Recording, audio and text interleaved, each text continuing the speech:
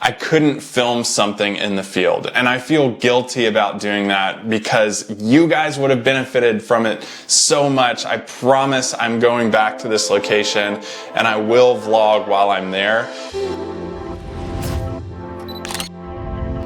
You know, I remember a long time ago when I was first getting started in landscape photography, I went on a family vacation to Florida, and it's a location that I went to my entire life. I knew it, but I had never really just walked along the seashore and tried to find different compositions because I was never really that into photography. I mean, I did film photography in high school, different things like that, and just messed around with a point and shoot, but I had never hiked along a seashore, especially one that I was familiar with, but didn't explore all that much. And when I started walking, the light, the sunrise was just booming, and it was just an amazing sky overhead. And it was my first experience with this phrase of what a lot of people call, and what I like to refer to as creative flow. And I recently got into the same mindset and the same way of thinking about a location. And this place that I went out exploring was not really one that I was familiar with at all. I know of it. I know a lot of people who go out there. I know a lot of people who have taken photos out there and have recommended this place to me. I had never been there myself. So when I finally did get out there, totally foreign to me. I didn't know what to expect. I had seen a couple images online, but when I started making my way through the scene, I was amazed at everything I was seeing. The light was just spot on. It was perfect for what I was trying to do in the forest and waterfall photography where I was. And I was getting my camera out to start filming a vlog, and something inside me just said, put the camera away. You should not do that right now. And I think that's a huge thing for all of us to remember. When you find yourself in creative flow, that moment, that experience where you go out to photograph and everything just falls into place. And you know what I mean if you've been in that. Maybe you come away from a 2-hour hike or just going to a location and you come away with 15 photos that you are so happy with. It's exactly what you were trying to get. And it's not even difficult to make a photo in those senses. And I've had that experience before. I haven't had it in a long, long time. So when I found myself in that situation, I knew I just had to put all other distractions aside and really stay in the moment and stay in the mindset of where I was photographing and what I was framing up. Because when you find yourself in that, you have to just stay with the scene. And that's what happened to me. I spent all morning in this location, came away with 15 photos, and I want to go through some of them with you in this video. So let's just start straight off from the beginning. When I took that first photograph, like I said, and something inside me said, put your vlogging camera away, really stay in the moment. You need this right now. This is what you need to see. I want to show you guys what I was looking at. So here's a forest scene. I mean, this was 1/10 of a mile into the trail. I don't get a lot of forest scenes like this where I live in West Tennessee. Now, in other parts of Tennessee and other parts of the South, in a drive of where I live, you can find things like this. But I'm so not used to seeing a scene like this where you have clearing on the ground, where it's just a perfect location for ferns and other mosses to grow. And it was really wet. We had a really good rain for the entire week, the week before. So everything was still really wet and damp, which is exactly what I wanted. And we had overcast skies with the sun just barely peeking through in situations and in moments. So as the sun continued to go through, you can see in the back, you have that glow of green green and bright yellows and just vibrant spring colors.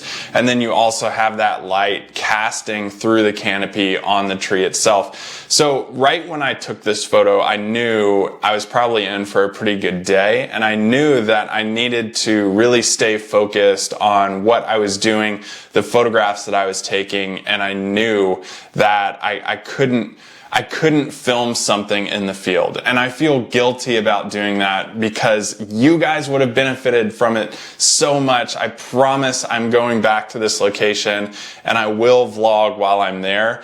It was just, this was a very personal experience for me, so I had to go with it. And I mean, quickly, as I continued through my hike, what was amazing were these little vines that were creating these interesting shapes as they attached to other trees in the forest scene. And this is a photo stack of about 9 different images because these top branches, how they are so close to the camera at the very top, I'm talking, this far from the end of my lens, just a few inches from the end of my lens. So I'm focus stacking this all the way through.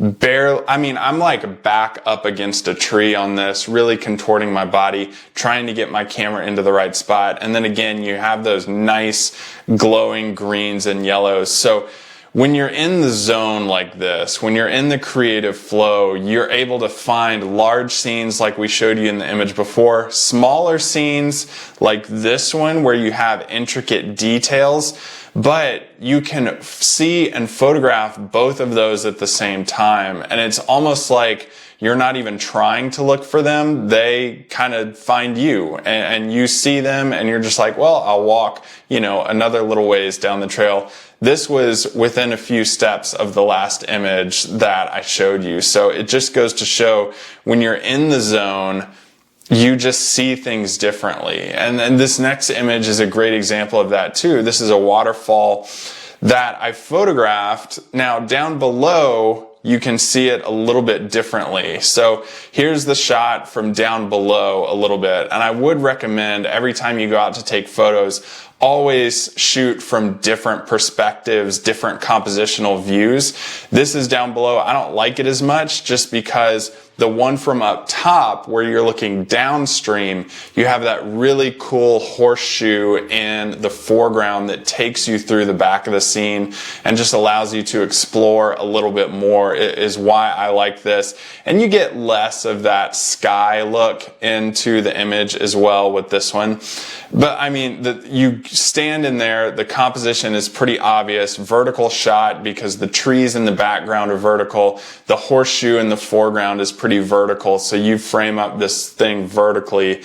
Too wide, you have too much negative space on the edges, so you just want to really simplify the composition and frame this up the direction the lines are leading you to. So we just saw a couple different wider scenes that we have here. We also have really small scenes that I found of some ferns that were right up against this textured rock.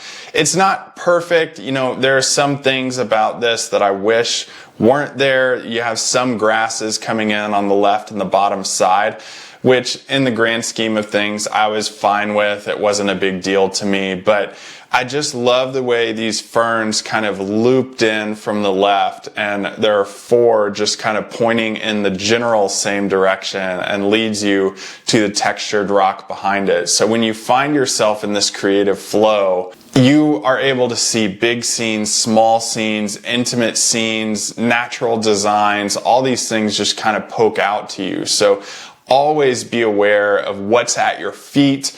Be aware of what's on the little ledges to the left and to the right and where you're photographing, because you never really know what's going to jump out at you. And I do think that when you are in the creative flow of things and you're working with the types of photos that you have and that really find you, you don't find them, you just see them and frame them up, that if you see something interesting, don't be lazy and leave your camera in the bag. Take it out, take the photograph, because it's more likely than not, when you've taken these photographs and you start to get in this flow, things are going to come out really positively for you.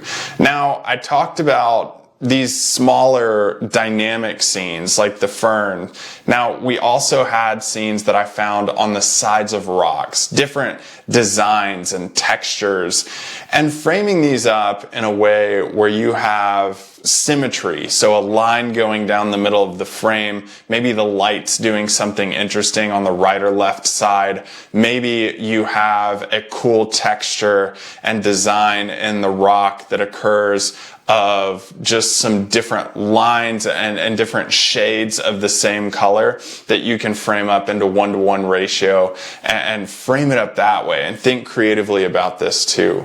Now, the last place that I went and experienced was kind of off the trail a little bit. There was a little bit of a footpath down where I was, and it was so cool because when I got down there, I was totally alone, and it was almost like I was in the Columbia River Gorge in Oregon or something. There was moss covering everything, so green, so lush, so much plant life, and you just had these big mossy forests that were growing all around me. And I took one big scene, and this is it, and you have those mosses on the rocks, and it's pretty cool. I liked this photograph. I liked seeing it in person a lot more than the photograph shows, I think, for me. But as I continued to explore, I rounded this corner, and right as I went around the corner of a rock, there was this old stump that had grown around this boulder, and the roots were coming down. And this is my favorite photo of the entire trip. I mean, this photo just encapsulates what I was seeing when I was there. And what I did here was actually did a multiple exposure image and then blended those together in post-processing to bring out the dark tones. I dodged and burned a lot of the shadows and highlights in this image. I did some, like, what I like to call color dodging and burning, where I would pull it into Photoshop and paint just a very small opacity of color into the foliage, into some of the rocks, and really brought out some more texture and colors and light doing that, and adding a little bit more color too. But I'm not like one to name photographs, but if I did want to name an image, this one would probably have something to do with like Ents in Lord of the Rings, and that totally shows how much of a huge nerd I am. But this is just a foresty scene. You know, you have the mosses. If I told you this was in Washington or Oregon, you may believe me, you may not. But this is just unlike anything I had seen in Tennessee before. So I wanted to show you these images. I wanted to give you an example of what a creative flow can do. Because remember, every single image that I showed in this video was taken within a 2-hour window. And I love moments like these. Like, these moments are what I get lost in.